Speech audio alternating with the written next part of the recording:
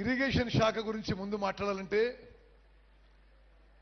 మనం మిర్యాలగూడలో ఉన్నాం కాబట్టి కృష్ణా నదీ జలాల విషయంలో ముందుగా మనం మాట్లాడదాం. కృష్ణా నదీ జలాల ద్వారా నాగార్జున సాగర్ ప్రాజెక్టు ద్వారా నాగార్జున సాగరు, మిర్యాలగూడ, హుజూర్ నగర్, కోదాడు మరి సుమారు ఎక్కువ శాతం ఎన్ఎస్పి ఆయకట్టుగా ఉండి సుమారు 40-50 ఏళ్ల నుంచి ఇక్కడ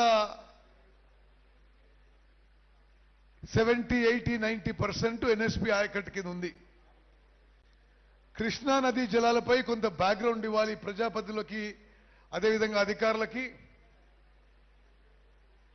బచావత్ ట్రిబ్యునల్ ఉమ్మడి ఆంధ్రప్రదేశ్కి కృష్ణా నదీ జలాల్లో 811 టీఎంసీలు కేటాయిస్తే గతంలో ఉన్న పాలకులు 10 ఏళ్ల పాటు 2014 నుంచి 2023 వరకు 2014 నుంచి 2023 వరకు ప్రతి సంవత్సరం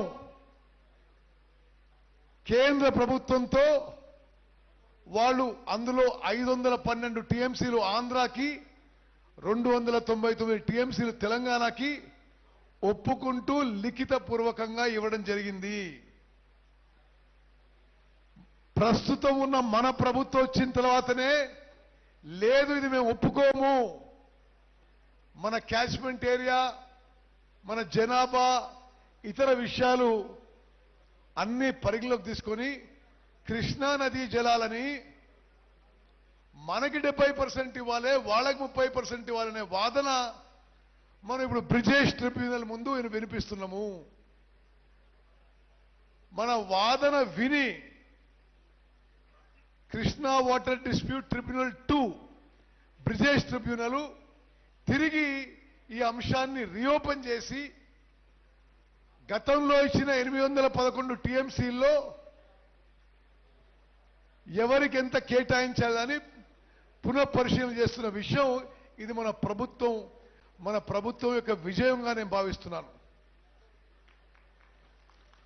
అదేవిధంగా నాగార్జున సాగర్ ప్రాజెక్ట్ విషయంలో కూడా ఇప్పుడు 50-60 ఏళ్ళు అయింది. నాగార్జున సాగర్ కానీ, ఎస్ఆర్ఎస్పి కానీ, ఇతర మేజర్ ప్రాజెక్టులు తెలంగాణలో గత ప్రభుత్వం, అంతకుముందున్న ప్రభుత్వాల నిర్లక్ష్యం వల్ల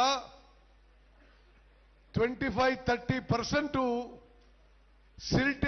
సెడిమెంటేషన్తో కెపాసిటీ తగ్గిపోయింది, ప్రాజెక్ట్ కెపాసిటీ తగ్గిపోయింది, రిజర్వాయర్ల కెపాసిటీ తగ్గిపోయింది.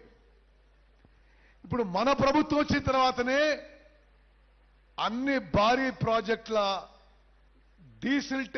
డీసెడిమెంటేషన్ కార్యక్రమం మొదలుపెట్టడం.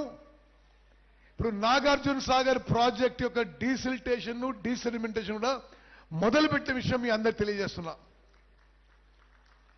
అదేవిధంగా ఇరిగేషన్ శాఖకి గత 10 ఏళ్లుగా చాలా బలహీనపడ్డది. కొత్త రిక్రూట్మెంట్ లేదు, కొత్త ఇన్ఫ్రాస్ట్రక్చర్ లేదు, కొత్త ఇనిషియేటివ్స్ లేవు. ప్రస్తుత మన ప్రభుత్వం వచ్చిన తర్వాత 1100 మంది, ముందు 700 మంది ఇంజనీర్లు తీసుకున్నాం, మళ్ళీ 400 మంది ఇంజనీర్లు తీసుకొని మొత్తం 1100 మంది ఇంజనీర్లతో ఇరిగేషన్ శాఖ బలపడే విధంగా ముందుకు పోతుంది.